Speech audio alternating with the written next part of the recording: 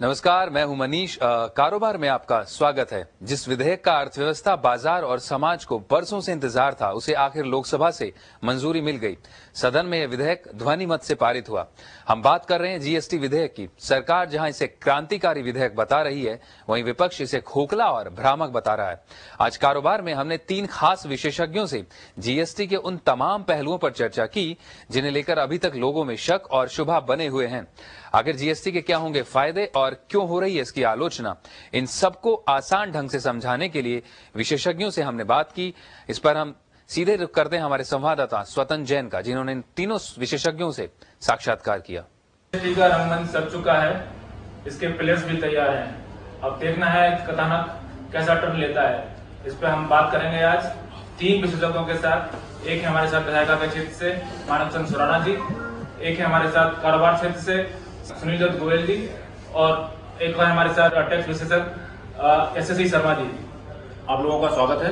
तो हम बात करते हैं मानव चंद्र सुराणा जी से। पूर्व वित्त मंत्री रह चुके हैं मानव चंद्र सुराणा जी, और अभी एमएलए हैं। सर, जीएसटी की पूरी तैयारी हो चुकी है, सरकार जीएसटी लाने के लिए पूरी तरह से वचनबद्ध है। अब ये बताएं कि इसमें माना जा रहा है कि राज्य की जो है ना, जो सॉवरेनिटी है वो कुछ कम हो जाएगी, और स्टेट का जो फेडरल स्ट्रक्चर है वो भी कुछ कमजोर सा पड़ रहा है। क्या आपको लगता है? मूल बात यह है कि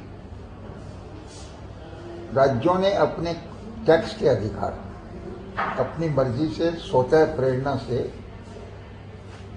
जो उनको फायदा भविष्य में होने वाला है उसके कारण, और जो कर प्रणाली में पेचीदगियां हैं उनको सरल करने की दृष्टि से उन्होंने अपने टैक्स के अधिकारों को सरेंडर किया है, और वो काम भारत सरकार ने भी अंशतः किया है। अब तक हमारी शेड्यूल 1 और शेड्यूल 2, 7वें शेड्यूल की लिस्ट 1 और 7वें शेड्यूल संविधान की लिस्ट 2 वो संशोधित नहीं होती है, तब तक हम ये नहीं कह सकते कि फेडरल स्ट्रक्चर कमजोर हो जाएगा। एक सर बड़ा सवाल ये उठ रहा है कि जो कर प्रशासन जो बनेगा उसमें राज्यों की भूमिका कुछ रह नहीं जाएगी, ज्यादा कुछ करने के लिए बचेगा नहीं, बजट का इम्पोर्टेंस ही खत्म हो जाएगा। नहीं, जीएसटी काउंसिल बनी है, उसमें प्रत्येक राज्य के वित्त मंत्री उसके सदस्य हैं, देश के सारे राज्य वित्त मंत्री उसके सदस्य हैं, और भारत सरकार की तरफ से अरुण जेटली फाइनेंस वित्त मंत्री होने के कारण सदस्य हैं। जो बात बार बार उठाई जा रही है कि बजट में सरकारें क्या करेंगी, बजट बचेगा क्या, बजट में करने को क्या रह जाएगा?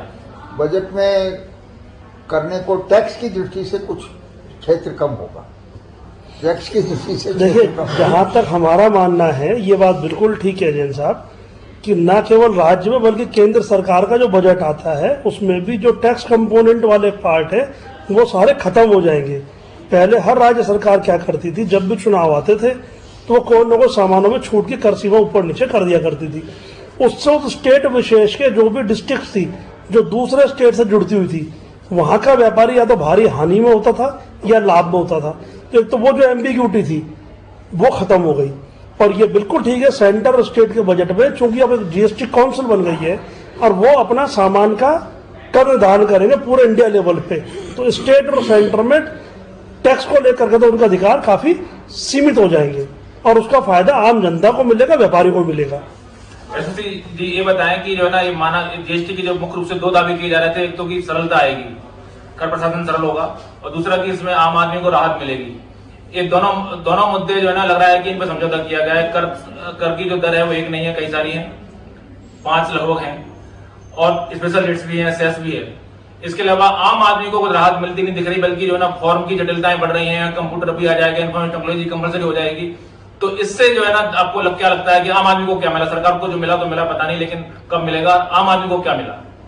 देखिए, ऐसा है, इसमें आपके 2 सवाल हैं। पहला ये है कि टैक्स का सरलीकरण होगा कि नहीं होगा, दूसरा ये है कि आम आदमी को क्या फर्क पड़ेगा। तो मैं उस दोनों सवालों को जवाब दे देता हूँ। टैक्स के सरलीकरण का जहां तक सवाल है, आज की तारीख में आपके ऊपर दुनिया भर के टैक्स लगे हुए हैं। अगर अपन एक एग्जांपल लें तो सर्विस टैक्स लगा हुआ है, एक्साइज लग रहा है, वैट लग रहा है, एंटरटेनमेंट टैक्स लग रहा है, आपके ऊपर स्पेशल एक्साइज ड्यूटी लग रही है, आपके ऊपर काउंटर वेलिंग ड्यूटी लग रही है जो इम्पोर्ट पे लगती है वैट के अगेंस्ट में।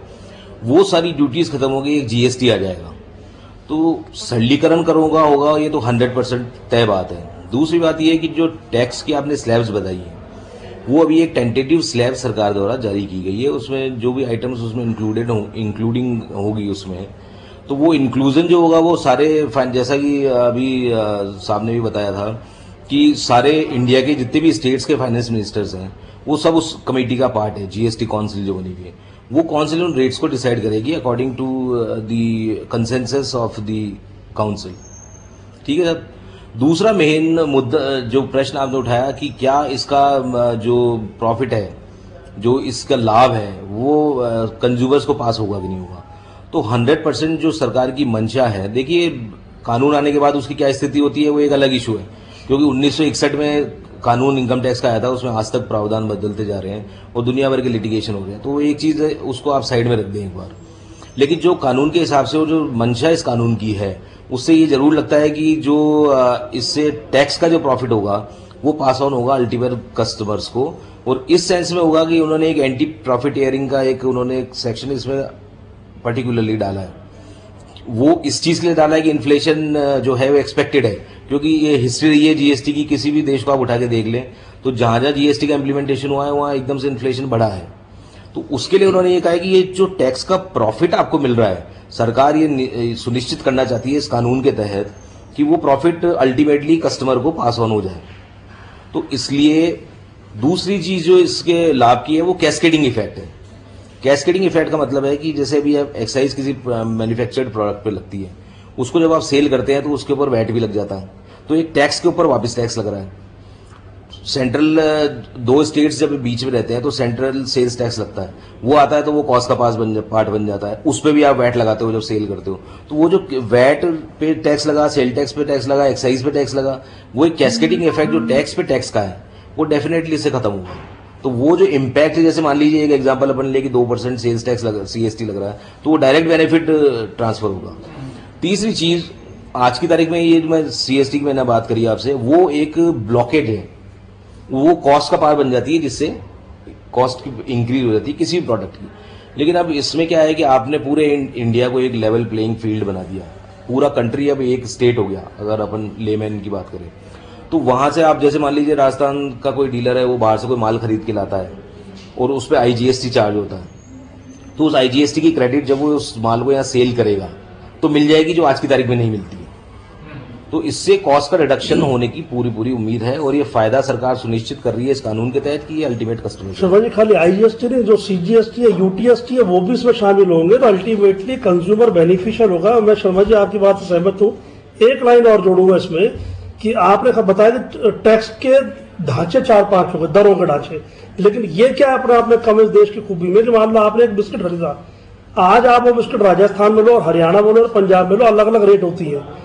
लेकिन अब मुझे मालूम है, लेकिन सर इससे आम आदमी को क्या मिलेगा? मैं वही बता रहा हूँ, नहीं जैन साहब मैं वही बता रहा हूँ। आज मान लो मैं किसी हिल स्टेशन में जाता हूँ तो मुझे वहाँ मिनरल वाटर की बोतल की उस रेट और है और बिस्किट की रेट हरियाणा पंजाब में कुछ और है, मैं राजस्थान में हूँ। अब मुझे मालूम है इसके ऊपर लिखा है एमआरपी, मीन्स कि पूरे इंडिया में इस बिस्किट के पैकेट की एमआरपी एक ही है, इसके ऊपर टैक्स एक ही लगा हुआ है और सरकार को यह मालूम होगा सिस्टम में, क्योंकि सिस्टम में आ जाएगा कि अल्टीमेटली बिस्किट के प्रोड्यूसर से लेकर के कंज्यूमर तक कितना टैक्स कंपोनेंट है और कितना प्रॉफिट मार्जिन है। लेकिन आम आदमी को जो इन्होंने मुद्दा उठाया था, मैं दूसरे मुद्दे पे ले जाना चाह रहा हूँ।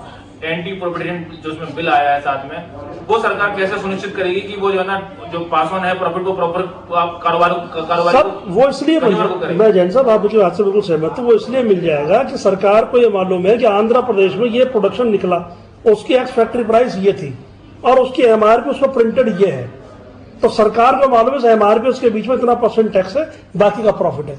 कारोबार में वक्त है छोटे से ब्रेक का। ब्रेक के उस पार हम आपको दिखाएंगे जीएसटी से कैसे कम होगा भ्रष्टाचार और कैसे मिटेगा इंस्पेक्टर राज। बने रहिए हमारे साथ।